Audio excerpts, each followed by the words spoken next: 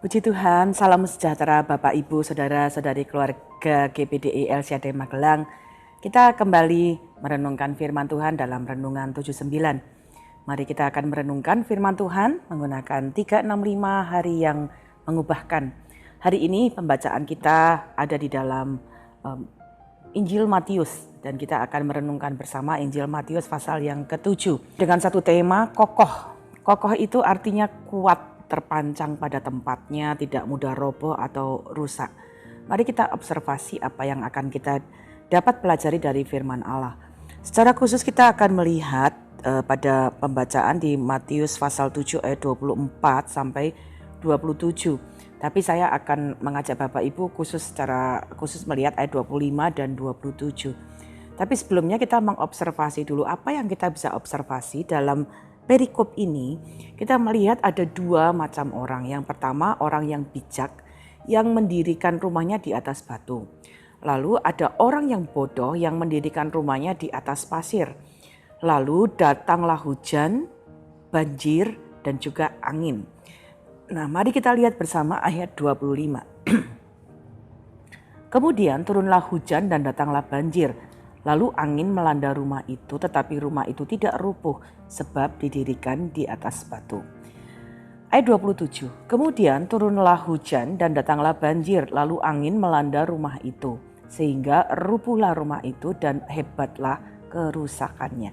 Jadi ada dua hal yang kita observasi, yaitu dua macam dasar untuk dua macam rumah yang berbeda, didirikan oleh dua orang, yang satu disebut bijak, satu disebut bodoh. Satu dasarnya batu, satu dasarnya pasir. Tapi kedua-duanya sama-sama mengalami hujan, mengalami banjir dan mengalami angin. Nah, apa yang kita bisa interpretasi dengan hal yang kita sudah lihat tadi? Yang pertama, kedua rumah ini sama-sama menghadapi badai. Kedua-duanya sama-sama mendapat hujan. Kedua-duanya sama-sama mengalami banjir. Kedua-duanya sama-sama mengalami angin. Jadi apa yang kita bisa pelajari ya, sekalipun kita sebagai orang Kristen ya, kita yang percaya kepada Tuhan, kita yang meletakkan diri kita di dalam dasar yang teguh Tuhan, ya kita pun bisa punya masalah, kita bisa sakit, kita bisa mengalami pergumulan di keluarga kita, di pekerjaan kita. Ya, kekristenan itu bukan hanya tentang meminta Tuhan ada dalam hidup kita, kita percaya lalu semuanya berjalan lancar. Tidak seperti itu ya. Tetapi dari perumpamaan ini kita belajar ya, sebagai orang Kristen perbedaannya bukan kita mengalami masalah atau tidak mengalami masalah. Tetapi seorang yang percaya kepada Tuhan ternyata punya perbedaannya pada kekuatannya, apa yang membuat dia kokoh ketika dia melewati badai. Ya, sebagai pengikut Kristus tidak menjauhkan kita dari masalah. Namun ketika kita mengalami hal-hal tersebut, kita dapat melihat bahwa sebagai anak-anak Tuhan, kita akan menjadi orang-orang yang kokoh. Artinya tetap berdiri dan kita akan tetap mampu melewati hujan, badai, angin yang kita alami. Nah, yang kedua yang kita bisa lihat, kalau begitu apa yang menjadi dasar untuk sebuah rumah itu tetap kokoh? Saya bacakan sekali lagi ayat yang ke-24. Setiap orang yang mendengar perkataanku ini dan melakukannya, ia sama dengan orang yang bijaksana yang mendirikan rumahnya di atas batu. Jadi ada satu kunci yang sangat penting. Kita sebagai anak-anak Tuhan, sebagai orang-orang yang percaya, tidak akan lepas dari masalah. Tetapi bagaimana supaya kita tetap kokoh? Rumah kita tetap kokoh, hidup kita tetap kokoh. Membangun rumah di atas batu itu berarti seperti yang ayat tadi kita baca, firman Allah berkata orang yang mendengar perkataanku dan melakukannya. Jadi ini ada satu gambaran yang sangat jelas yang Yesus sendiri sudah beritahu. Orang yang membangun rumah di atas batu berarti mendengar firman Tuhan dan melakukannya. Sementara orang yang membangun rumahnya di atas pasir mendengar firman Tuhan tetapi tidak melakukannya. Perbedaannya sangat jelas, hanya satu, melakukan atau tidak melakukan. Karena ini perbedaannya bukan pada mendengar atau tidak mendengar. Sama-sama mendengar. Sama-sama mendapatkan sesuatu. Perbedaannya bukan satu pergi ke gereja dan satu tidak ke gereja. Sama-sama pergi ke gereja, sama-sama beribadah, sama-sama mendengarkan firman Tuhan, sama-sama mendapatkan firman Tuhan, atau bahkan mungkin kita dapat katakan sama-sama suka mendengarkan firman. Tetapi perbedaan yang total di antara kedua ini, ya, yang kita belajar, satu melakukan dan satu tidak melakukan. Jadi ini adalah satu hal yang sangat penting yang kita bisa belajar. Kalau mau jadi anak-anak Tuhan yang kokoh, kita tidak akan pernah terlepas dari pergumulan. Ya, karena kita hidup dalam dunia ini. Tetapi firman Tuhan sudah mengajarkan kita, kalau mau tetap kuat menghadapi badai sekencang apapun, dirikan rumahmu di atas batu. Dan mendirikan rumah di atas batu itu sama dengan mendengar firman Tuhan lalu melakukannya. Yakobus 1 ayat 22-25 berkata demikian, tetapi hendaklah kamu menjadi pelaku firman dan bukan hanya pendengar saja. Sebab jika tidak demikian, kamu menipu diri sendiri. Sebab jika seorang hanya mendengar firman saja dan tidak melakukannya, ia adalah seumpama seorang yang sedang mengamat-amati mukanya yang sebenarnya di depan cermin. Baru saja ia memandang dirinya, ia sudah pergi, atau ia segera lupa bagaimana rupanya. Tetapi barang siapa meneliti hukum yang sempurna, yaitu hukum yang memerdekakan orang, dan ia bertekun di dalamnya, jadi bukan hanya mendengar untuk melupakannya, tetapi sungguh-sungguh melakukannya, ia akan berbahagia oleh perbuatannya. Jadi di catatan di Yakobus pun juga memberikan kita satu interpretasi yang sangat kuat. Bagaimana kita jadi anak-anak Tuhan yang harus mendengar dan melakukan firman Tuhan. Supaya kita kuat menjalani hidup ini. Supaya hidup kita ini tetap kokoh. Bahkan ketika ada badai kehidupan ya melanda kehidupan kita. Jadi apa yang kita bisa aplikasikan Bapak Ibu Saudara, kalau kita mau membangun hidup kita di atas batu karang, mari kita belajar melakukan apa yang Tuhan ajarkan di dalam hidup kita. Melakukan kehendak Tuhan, ya tentunya mengikuti apa yang Dia instruksikan. Ya, pada saat Yesus ada di dalam dunia ini, ya waktu Dia berkata kepada Matius, ayo tinggalkan pekerjaanmu mengikuti ya. Ya saat itu berarti Matius itu bangkit, tinggalkan pekerjaannya dan memang betul-betul mengikuti Yesus.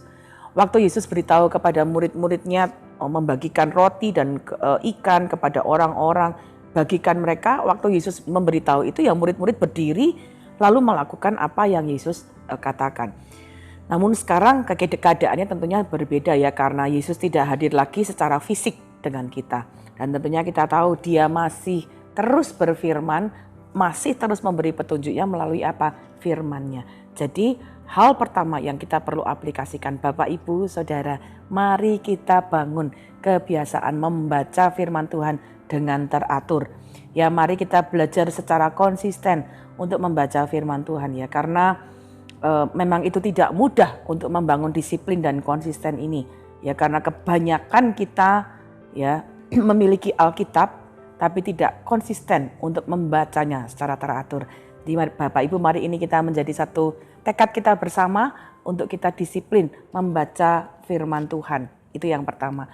Aplikasi yang kedua adalah bukan hanya kita membaca firman Tuhan begitu saja. Misalnya banyak baca hanya satu ayat, lalu kemudian kita cepat-cepat meninggalkannya ya. Pokoknya sudah baca, jangan seperti itu. Tapi mari kita belajar ya, seperti observasi, interpretasi, dan kita aplikasi. Yang sangat penting ketika kita membaca firman Tuhan, lalu selalu carilah aplikasi apa yang dapat saya lakukan. Baca, renungkan, mengerti, lalu lakukan. Baca, renungkan, mengerti, lalu lakukan. Itu akan menolong kita seperti kita kemudian akan menjadi orang-orang yang membangun rumah kita di atas batu sehingga kita dapat kokoh. Jadi mari kita merenungkan kapan ya terakhir kali saya baca firman Tuhan. Lalu kita mungkin sedang marah ya, mau mengatakan kata-kata yang kasar. Lalu kita ingat firman Tuhan yang berkata untuk jawabanmu hendaknya lemah lembut supaya itu meredakan kegeraman, lalu kita nggak jadi marah. Ya, kapan mungkin terakhir kali kita diingatkan untuk kemudian ayo mengampuni seseorang. Lalu mungkin kita sedang marah ya dan tidak ingin mengampuni, tapi waktu kita ingat firman Tuhan berkata ayo ampuni. Oh iya ya, kita jadi ingat dan melakukannya. Kapan mungkin ketika kita diingatkan, firman Tuhan pernah bicara loh, ayo berdoa. Lalu kita kemudian, oh iya ya, aku harus bangun kehidupan doaku. Ya kapan terakhir kali kita mungkin lagi nonton yang gak benar, yang gak baik. Lalu kita ingat Mazmur yang berkata, jauhkan mataku dari melihat hal yang sia-sia. Lalu kita mulai mengatur, oh iya ya, saya harus ngatur waktu saya nonton gak sembarangan, gak melihat hal-hal yang sembarangan. Jadi mari kita belajar, kita semua menghadapi pergumulan dalam hidup kita. Dan kalau mau tetap kokoh, tidak terombang-ambing, tidak goncang, tidak roboh. Ya, roboh itu bukan hanya karena masalah. Roboh itu bisa karena godaan. Roboh itu bisa karena kesenangan kita. Tapi kalau kita mau jadi anak-anak yang kuat, dengar firman Tuhan, mengerti lalu lakukan. Sehingga kita jadi anak-anak yang tidak mudah rusak, tidak mudah tergoyahkan. Tetap kuat walaupun menghadapi apapun juga. Karena sekali lagi Matius 7 ayat 27 berkata orang yang membangun rumahnya di atas pasir, ya dia bukan hanya roboh, tapi kerusakannya hebat. Saya percaya kita tidak mau mengalami kerusakan dalam hidup kita. Mari bangun hidup kita, dengar firman dan lakukan. Dan saya percaya setiap kita jadi anak-anak Tuhan yang kokoh di dalam Tuhan. Puji Tuhan. Terima kasih Bapak Ibu telah mengikuti renungan 79. Kiranya ini dapat menjadi berkat bagi kita semuanya. Bapak Ibu Saudara yang ingin didoakan untuk pokok doa tertentu, menceritakan kesaksian baik mujizat kesembuhan, pemulihan masalah keluarga, dan lain-lainnya dapat menyampaikan melalui chat WhatsApp di 081327420088. Tuhan Yesus memberkati kita. Mari kita berdoa. Bapa, kami mengucap syukur karena kami percaya Engkau menghendaki kami jadi anak-anak Tuhan yang kokoh, yang kuat, yang tidak mudah roboh oleh banyak hal dalam hidup ini.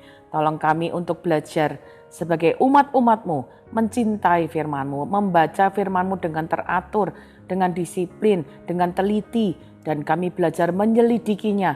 Kemudian kami belajar melakukannya, supaya dengan itu kami memperoleh kekuatan, kami jadi anak-anak Tuhan yang kuat, yang menang di dalam Engkau. Terima kasih Bapak, berkati seluruh keluarga GPDI El Shaddai Magelang. Kami bertumbuh dalam pengenalan yang benar akan Engkau. Jadikanlah hati seluruh keluarga GPDI El Shaddai Magelang tahir ya Allah. Dan perbaharuilah batin kami dengan roh yang teguh. Janganlah mengambil roh-Mu yang kudus daripada kami. Terima kasih Bapa. Mengucap syukur.